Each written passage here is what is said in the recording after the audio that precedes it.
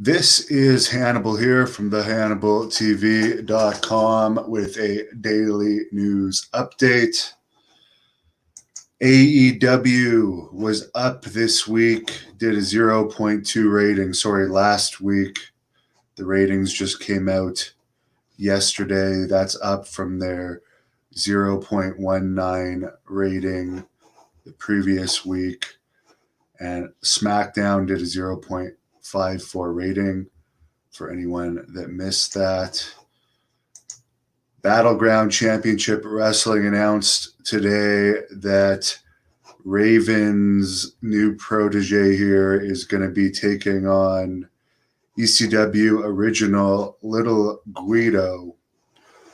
I don't know if it's a protege or a follower or what. I guess we're going to find out September the 18th at the ECW Arena. And Amber Nova, who is well known on this channel, is also going to be on that event, taking on Layla Gray. Sorry, it's pretty late. Billy Gunn is also going to be on that card. Matt Hardy, who I posted a promo from the other day, will also be on that big event, the ECW Arena. Enzo's also going to be on it, and more. A lady that I interviewed on Friday of last week, Jenni Santana, who is a two-time BJJ world champion, former BJJ national champion, and is actually competing in the nationals this weekend, started her pro wrestling training Monday night. And I really think this girl has a lot of potential because she's a great athlete. She's a good talker. She's beautiful. And she's second generation, even though Tito himself did not raise her. But here's a clip of some of the training she did.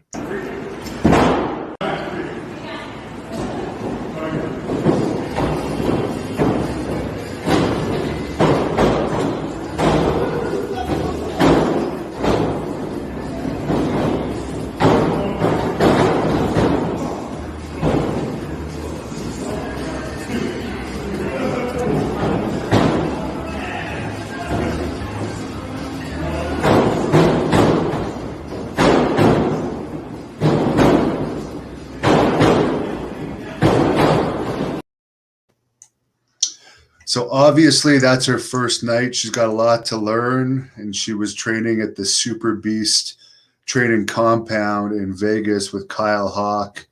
And you can see that Jeff Cobb was also there helping out with the training.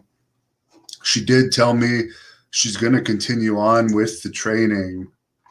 I do know that World Class Pro Wrestling, who I'm working with now, is interested in possibly using her when they relaunch in the fall. Great North Wrestling, by the way, is also going to be relaunching in the fall. Ontario is still not going to allow events with crowds. It's not looking like in the fall, but Quebec is. And Great North Wrestling is looking at running some events with the crowd. Of course, the border is probably not going to be open by then.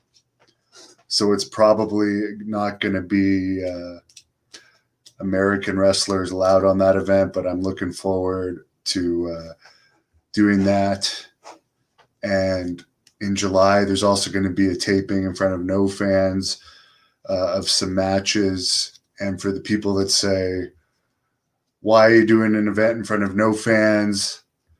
Because it's illegal to do events in front of fans here. We aren't in the US. Gyms aren't even open here. I got to train in my basement, run outside, flip tires, hit tires. It sucks. But here they will fine you large amounts of money. And for the people that say you can fight the fines, I've been involved in multiple civil actions. They are not cheap. Lawyers are not cheap, and my time is valuable. I'm not going to do stuff that's illegal just to go have to fight it in court in a situation where my legal fees are going to be high. By the way, finally for Jenni Santana, she actually did a little blog for me after her training, and I am going to post that later tonight. James says he loves my channel. Oh, and before I forget, the reason I was bringing up Great North Wrestling, we might not be able to bring in Americans in 2021, but I could see her competing for Great North Wrestling in the future. And who knows, I'm collaborating with a lot of companies. And I would like to see her succeed for sure. But she of course has to keep training. But there's a lot of potential there. Anthony Ross sucked as usual. As I said, my time is valuable. I don't have time to watch WWE. When am I coming to Las Vegas? I don't know. I really don't know. Maybe I've been there a lot, but I don't know. It depends if there's something there for me to do. And right now there isn't. Am I in a cult? I'm not in any type of cult whatsoever. I just like the dark, particularly when it's 5 a.m. I am a vampire. I like blood. I like violence. I actually love the taste of blood. And I like hurting people and staying up all night, causing destruction. Cauliflower Alley Club. Brian Blair did call me. I got the message after midnight, so I didn't call him back. He is the president of the Cauliflower Alley Club. I'll call him back tomorrow and see what he wants.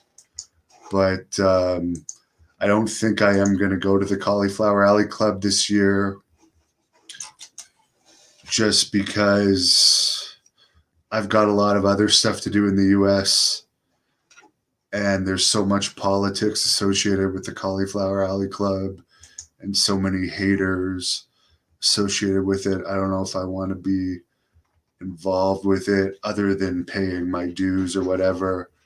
I do have a ticket for the Cauliflower Alley Club, but I don't know if I want to actually go this year.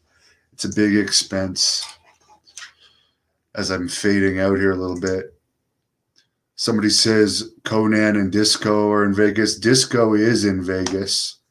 I actually have a shoot interview with Disco, but Conan lives in California, to the best of my knowledge. I think it might be. I also interviewed Conan I think it was this year or last year. I can't remember. But Conan lives in California. And yeah, he does have the Keeping It 100 podcast with Disco. I am on good terms with that podcast. One of the people that run that podcast from Ireland, who's going to kill me right now, Husey.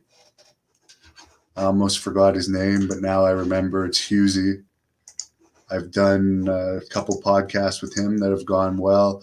One other thing I'll mention, and I might even put this video in the description. A fan sent me the WWE Heat match I had with Eugene in 2006, which I had not actually seen since 2006. It was in Las Vegas. Speaking of Las Vegas, and some people said, "Why did you post that? You lost." And then some other people were like, "You see, WWE would have just used you as enhancement talent." Well, I wasn't under contract for that. It was actually a tryout match that they used me for 3 days in a row, Phoenix, Vegas, and Bakersfield. And I got $250 a day. And at the time I was bouncing, making $60 Canadian a night. So I got paid $250 to wrestle in front of, I think there was at least 8,000 to 10,000 that night in Vegas, and have fun. And I already knew Eugene because they sent him to Puerto Rico for a week in 2005.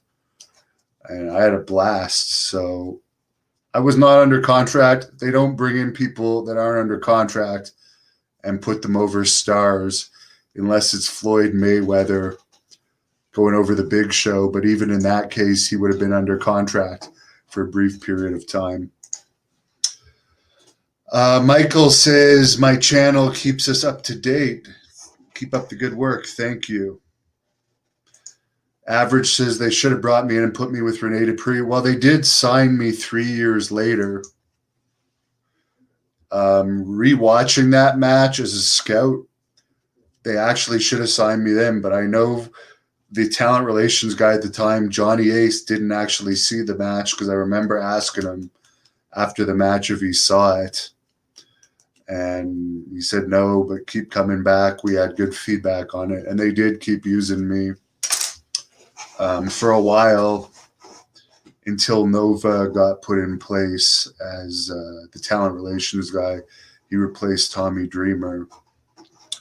And during the period where Nova was in charge of it, for whatever reason, he didn't like me. He didn't give me any tryouts. And I did hold a grudge against that to him for a while.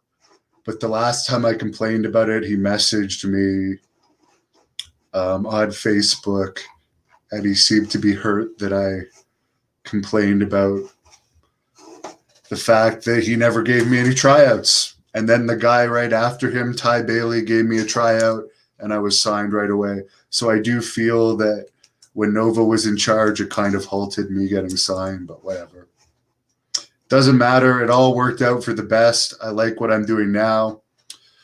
But had they signed me after that Eugene match, I probably never would have wrestled Abdullah the Butcher, and I would have avoided that whole nightmare situation that's cost me a fortune in legal fees, and there's been zero collection from that slime ball. You had a more impressive look than most people in OVW at that time period. And the funny thing is, my look actually improved as I got older. I was more bulky back then. But this was a news update. I don't want to talk about all that. Funny comments from Constipated in Sin City. I'm going to call it a night here. I'm actually, before I go to bed, though, I'm going to edit Jenni Santana's blog from her training. And I think if she does give pro wrestling a shot, she could actually have potential to make some money in pro wrestling, even though it's a little late in her career to get into it, because she was more interested in MMA or in grappling. But I think she could make more money in pro wrestling if she devoted some time to pro wrestling, because grappling, your body's getting beat up. She had a broken finger or something in the interview, and you're not getting money from it. So you may as well do something where you could make a bit of money in it in a few years. That's my opinion. So have a great night. Thanks for all your comments and questions. Jesse just finished the match I had with AJ Styles.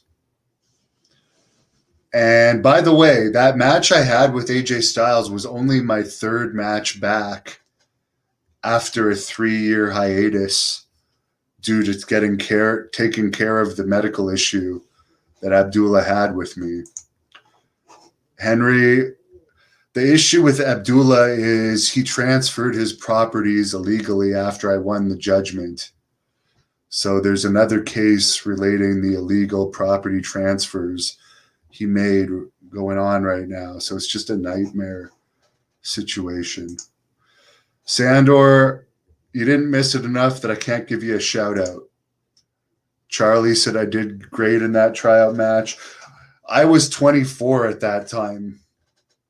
23 actually, or 24, because I know I was signed when I was 26 in 2009. So I was 3 years younger in 2006. So I may have only been 23. But I wouldn't have said I was the greatest, but you could see I had potential then watching it as a scout, because I am actually a talent scout. I'm constantly scouting talent for Great North Wrestling and other companies I work with. So yeah, have a great night. Thank you for watching the Hannibal TV. Please like this video if you enjoyed it and click the subscribe button to not miss any of our latest shoot interviews, match videos,